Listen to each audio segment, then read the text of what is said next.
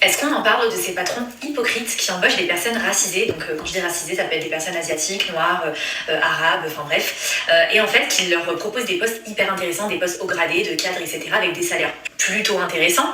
Sauf que la charge de travail de leurs salariés racisés, elle dépasse un stade que vous ne pouvez pas imaginer. En gros, leur stratégie, c'est quoi? Et ça, je vois personne en parler. C'est qu'ils vont embaucher effectivement des personnes racisées pour les faire travailler 3 fois plus.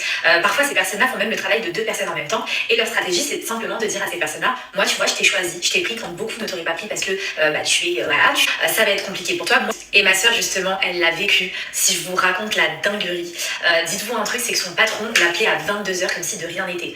Et quand elle a voulu lui demander une augmentation de salaire, il l'appelle à 22h pour lui parler d'un dossier et tout ça. Elle lui dit, au fait, on devait parler de mon augmentation de salaire, ça s'est pas encore fait. Vous savez ce qu'il lui a dit? Le culot. Franchement, la définition dans le dictionnaire, c'était son patron. Il lui a dit, mais vous croyez que c'est le moment de me demander à 22h une augmentation de salaire? Le gars l'appelle à 22h, elle était dans son lit, je me souviens. Il a eu le culot de lui demander un truc pour un dossier machin, parce qu'il n'était pas capable de le faire.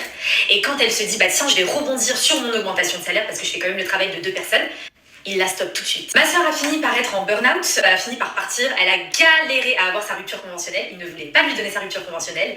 Et quand elle s'est barrée et qu'elle a eu gain de cause, eh bien, elle est allée sur les sites d'emploi. Elle s'est dit, bah c'est sûr, il a dû embaucher une autre personne, il a dû mettre du coup une annonce d'emploi. Il cherchait 2 personnes. En fait, elle faisait bien le travail de 2 personnes. Et en fait, c'est que maintenant que ma soeur, elle me dit, tu sais, moi je sais pourquoi il m'a fait ça. Parce qu'il savait que je trouverais pas ailleurs. J'ai galéré et il le savait. Et que l'associé du patron de ma soeur, il lui a fait la misère au début quand elle est arrivée. Il lui a fait la misère et à la fin, il s'est excusé. Il a dit, tu sais quoi, t'en fais 4 fois plus que les autres. Je regrette les moments où j'ai été condescendant avec toi. Son associé s'est excusé. Le patron de ma soeur, il ne s'est jamais excusé. Jamais. Il lui faisait faire le travail de 2 personnes. Ça me fout la haine. Ça me fout la haine. Bon, c'est bon, j'arrête. Merci Orna pour cette vidéo, merci pour ce que tu dénonces parce que c'est une réalité que beaucoup de personnes ont observée. Ce que tu dénonces, ça va encore plus loin parce que certains recruteurs choisissent des femmes parce qu'elles sont perçues comme plus malléables. Ils prennent des personnes handicapées parce qu'elles sont perçues comme plus dociles. Il y a des entreprises qui prônent la diversité, mais uniquement quand il s'agit de confier les tâches les plus difficiles aux minorités. Les minorités, on les voit jamais en haut de la pyramide, bizarrement.